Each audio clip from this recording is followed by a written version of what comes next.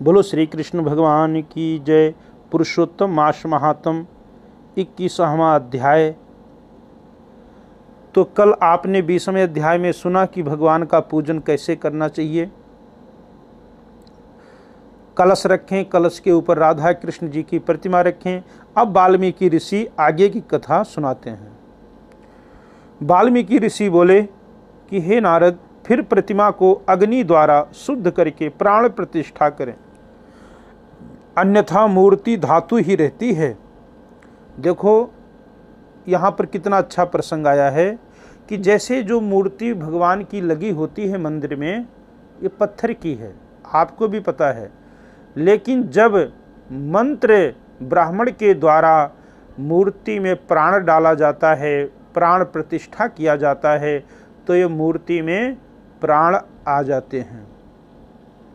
इसी प्रकार से यहाँ पर वाल्मीकि ऋषि कहते हैं कि जो आपने धातु की मूर्ति रखी है, अगर उसे प्राण प्रतिष्ठा नहीं किया तो फिर वो धातु ही बना रहता है, उसमें प्राण नहीं आता है। इसलिए आप पूजन से पहले प्राण प्रतिष्ठित करवाएं मूर्ति।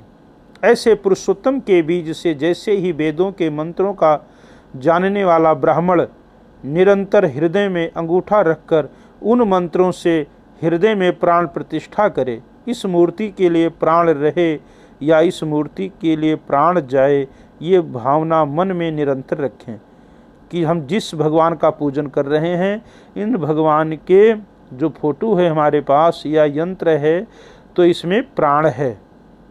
इस प्रकार से भगवान नारायण के से भावना रखें।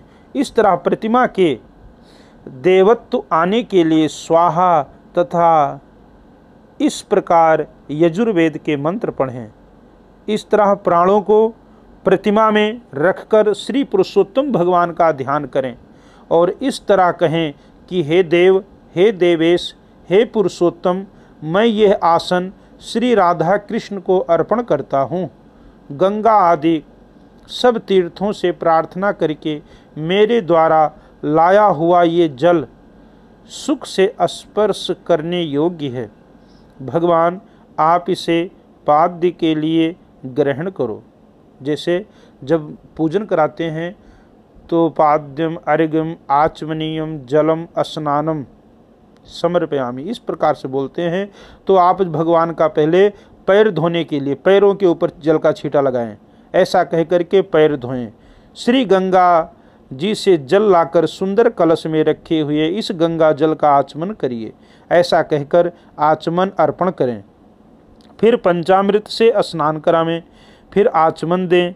सब कामनाओं की सिद्धि के लिए मैं ये 2 पीताम्बर भेंट कर रहा हूँ। जैसे जब वस्त्र चढ़ाना है आपको भगवान को, या मौली चढ़ाना है, मौली का तन तोड़ के चढ़ाना है, तो आपकी भावना ये होना चाहिए कि हे प्रभु, हे नारायण, ये जो मैं मौली चढ़ा रहा हूँ, ये मौली नहीं है, ये आपके लिए पीताम्बर है, ये वस्त्र है, आप इसे ग्रहण कीजिए। इस तरह वस्त्र देकर और फिर आचमन करावें।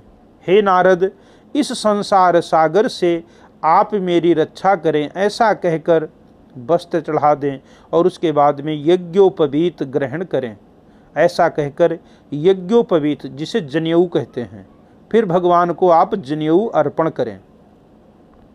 उसके बाद में फिर प्रार्थना करें, हे श्रेष्ठ, हे नारायण, आप सुगंधित युक्त मनोहर दिव्य चंदन के विलेपन को प्रीति के लिए ग्रहण करें।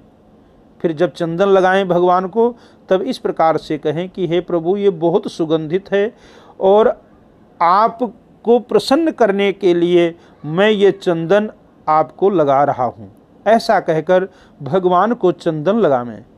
हे पुरुषोत्तम, शोभायमान अक्षतों से ग्रहण करिए। जैसे चंदन के बाद में जब आप चंदन लगाते हैं तो उसके बाद में फिर चावल चढ़ाते हैं।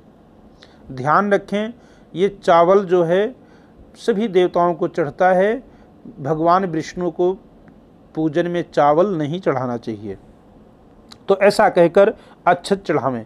इस तरह के शब्द आदि 24 मंत्रों से नाम के अंत में चतुर्थी विभक्ति लगाकर प्रत्येक अंग की पूजा करें। फिर पुष्प आदि लें, हर एक एक वस्तु से पुरुषोत्तम का पूजन करें। पुरुषोत्तम का पूजन करते समय एकाग्र मन से भगवान नारायण का पूजन करें और ओम नमो भगवते वासुदेवाय मंत्र का निरंतर जाप करते रहें। तो अब 22वां जो अध्याय है, इस अध्याय में आपको कल श्रवण कराएंगे कि इसमें क्या खाना चाहिए व्रत करने वाले को और क्या नहीं खाना चाहिए। तो बड़ा श्रेष्ठ मास चल रहा है, इस मास को व्यर्थ में नहीं गंवाना है। भगवान नारायण के मंत्रों का जाप करते रहें, पुरुषोत्तम मास के कथा को श्रवण करें और भगवान श्री हरि का पूजन करें। बोलो श्री कृष्ण भगवान की जय, लक्ष्मी नारायण भगवान की जय।